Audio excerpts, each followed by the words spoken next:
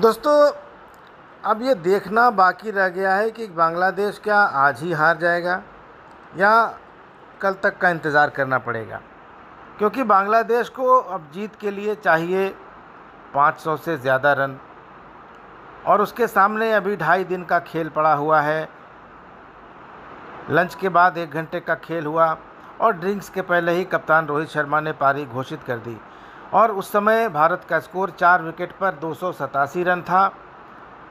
Shubman Gill 119 run पर खेल रहे थे और उनके साथ केएल राहुल 22 रन पर खेल रहे थे। कुल 64 ओवरों का खेल हुआ था और कप्तान रोहित शर्मा ने बल्लेबाजों को इशारा किया कि अब आप पवेलियन आ जाइए, अब हम बॉलिंग करने उतरेंगे। आज के खेल की ख़ास बात ये रही कि ऋषभ पंत और शुभमन गिल, जो कल के नाबाद बल्लेबाज थे, दोनों ने आज शतक लगाया। ऋषभ पंत ने 109 रन बनाए, 128 गेंदों का सामना किया, 13 चौके और 4 छक्के उन्होंने लगाए और गज़ब की बल्लेबाजी की। उनकी बल्लेबाजी में धैर्य का, संयम का और आक्रमण का मिला जुला मिश्रण देखने को मिला। शुरू के आधे घंटे उन्होंने बहुत संभल कर बल्लेबाजी की, सीधी गेंदों को डिफेंड किया, बाहर जाती गेंदों को छोड़ा और आधे घंटे के बाद जब पिच की नमी चली गई, उसके बाद ऋषभ पंत ने अपना जौहर दिखाया और उन्होंने 4 छक्के और 13 चौके लगाए, 109 रन बनाए और मेहदी हसन मिराज ने उनको अपनी ही गेंद पर कैच कर लिया।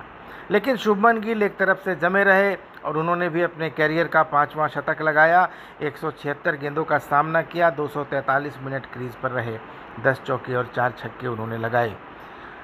लग रहा था कि आज भारत बल्लेबाजी करना चाहेगा या कम से कम टी तक तो खेलेगा ही, लेकिन लगता है रोहित शर्मा आज ही पैकअप करने के मूड में हैं। कल चेन्नई में थोड़ी बहुत बारिश का अनुमान है, लेकिन भारत कोई रिस्क लेना नहीं चाहता ऐसा लग रहा है। रोहित शर्मा चाहते हैं कि आज ही मामला निपटा कर और अगले 2 दिन आराम किया जाए, तो भारत की दूसरी पारी 287 रन पर डिक्लेयर हो गई, 4 विकेट के नुकसान पर। और एक बार आपको स्कोर कार्ड बता देता हूँ। यशस्वी जायसवाल और रोहित शर्मा ने ओपनिंग की। रोहित शर्मा 5 रन बनाकर कल ही आउट हो गए। यशस्वी जायसवाल ने 10 रन बनाए। रोहित शर्मा को तस्कीन अहमद ने जाकिर खान के हाथों स्लिप में कैच कराया और नाहिद राणा की गेंद पर यशस्वी विकेटकीपर लिटन दास को कैच दे बैठे। विराट कोहली कल बड़े अजीबोगरीब ढंग से आउट हुए। एलबीडब्ल्यू की अपील हुई और विराट कोहली ने कोई डीआरएस नहीं लिया, लेकिन बाद में पता चला कि गेंद ने उनके बल्ले का बाहरी किनारा लिया था। तो अगर विराट कोहली डीआरएस लेते तो वो खेलते रहते, लेकिन ऐसा हुआ नहीं। विराट के फैंस को और विराट को भी बहुत निराशा हुई होगी।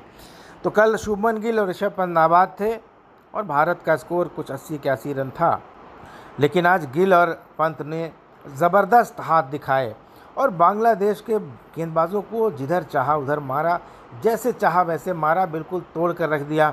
और लग ही नहीं रहा था कि ये वही बांग्लादेशी गेंदबाजी है जिसने पाकिस्तान में लगातार 2 टेस्ट मैचों में पाकिस्तान को हराया है। और अब इतना बड़ा लक्ष्य सामने है बांग्लादेश के कि अब लगता नहीं है कि इस मैच में बांग्लादेश के लिए कुछ बचा है तो सिर्फ यही कि वे कितनी देर तक इस मैच को खींच सकते हैं, अब यही देखना बच गया है। तो एमए चिदम्बरम स्टेडियम, जिसको चेपॉक के नाम से जानते हैं, बांग्लादेश ने टॉस जीतकर गेंदबाजी करने का फ़ैसला किया था।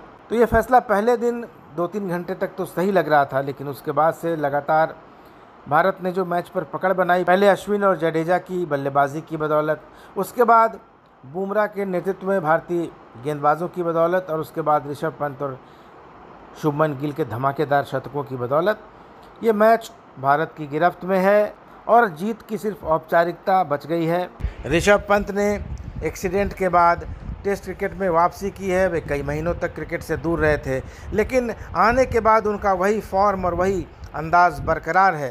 तो टेस्ट क्रिकेट में सर्वाधिक शतक लगाने वाले भारतीय विकेटकीपरों की बात करें तो ऋषभ पंत अब 58 पारियों के साथ पहले नंबर पर आ गए हैं। उनके बाद 144 पारियों में 6 शतक लगाने वाले धोनी हैं और उसके बाद रिद्धिमान शाह, बुद्धि कुंद्रन, फारूक इंजीनियर और सैयद किरमानी का नंबर आता है। तो दोस्तों, अब बांग्लादेश की पारी की शुरुआत हो गई है और अब मैं आज के दिन के खेल के बाद आपको हाल बताऊंगा कि क्या बांग्लादेश कल भी खेलेगा या आज ही उसका पुलिंदा बंध जाएगा। तो अभी तक का यही अपडेट था। बने रहिए क्रिकेट की बात के साथ। धन्यवाद, नमस्कार।